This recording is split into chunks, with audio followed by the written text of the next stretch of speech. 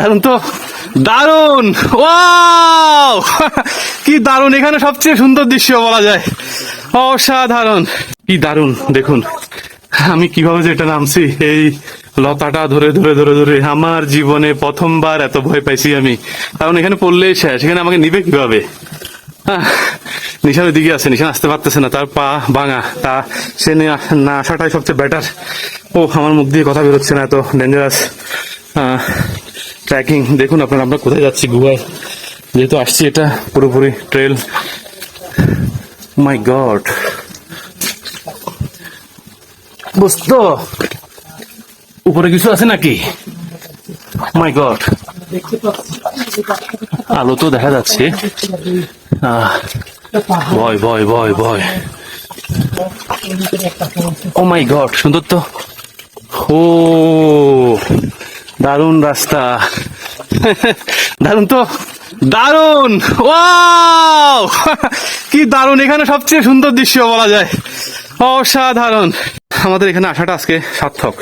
এখানে ভিউটা অসাধারণ। আমরা ছবি তুলবো, তবে আপনাদেরকে দেখাই আমরা যে এত সুন্দর একটি জায়গা রামগড়ের আশেপাশে আছে, এটা কখনোই কেউ জানতো না। রিসেন্টলি কিছু মানুষ এখানে এসেছে, পাশাপাশি মানিকের আদলেই কিন্তু আমরা এই স্থানটি চিনতে পেরেছি, এসেছি, ভালো লাগছে।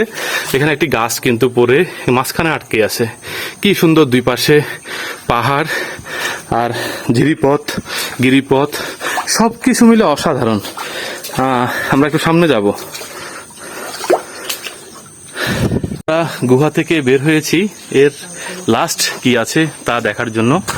আসলে আপনি যত ঘুরবেন তত প্রকৃতিতে মুগ্ধ হবেন, ততই কিছু শিখবেন, ততই কিছু জানবেন, ততই কিন্তু প্রকৃতি আপনাকে অনেক কিছু উপহার দেবে। আমরা যদি এখানে না আসতাম, রামগড় থেকে 10-15 কিলোমিটার দূরে যে এত সুন্দর জায়গা রয়েছে তা কিন্তু আসলে আমরা কখনোই বুঝতাম না, দেখতাম না যদি এখানে না আসতাম। তাই প্রচুর ঘুরতে হবে, পৃথিবী অনেক সুন্দর। যদি আপনি ঘুরেন তাহলে এইসব সুন্দর দৃশ্য, প্রকৃতির সৌন্দর্য এগুলো দেখতে পারবেন। আশেপাশে তো দারুণ জায়গায়।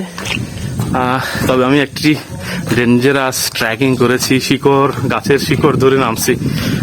বিয়ার গিলস, বাংলাদেশি বিয়ার গিলস বলা যায়। এখানে পানি পড়ছে পাহাড় থেকে। তবে আপনাদেরকে একটা জিনিস বলি, প্রচন্ড গরম পড়ছে, আবহাওয়ার অবস্থা আপনারা জানেন, কিন্তু এখানে ভিতরে মনে হচ্ছে যে আমরা এসি রুমে আসছি। আমার হাত আপনার ছড়ে গেছে পাহাড়ের সাথে ঘষা খেয়ে, উঠবো কিভাবে কে জানে। যাই হোক, ভালো লাগছে, আপনারা আসতে পারেন এখানে।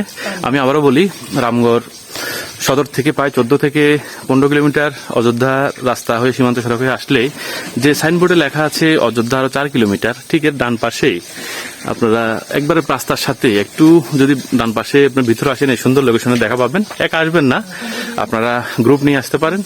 আর এটা একটা রিমোট এরিয়া না, যেহেতু একবারে রাস্তার পাশে আপনারা আসতে পারেন, যেহেতু পাহাড়ে অনেক সমস্যা থাকে, আপনাদেরকে ভেঙে বললাম না। আর এখানে মানুষ অত্যন্ত ভালো, আসতে পারেন আপনারা। ভালো লাগছে আমাদের এত সুন্দর দৃশ্য দেখে।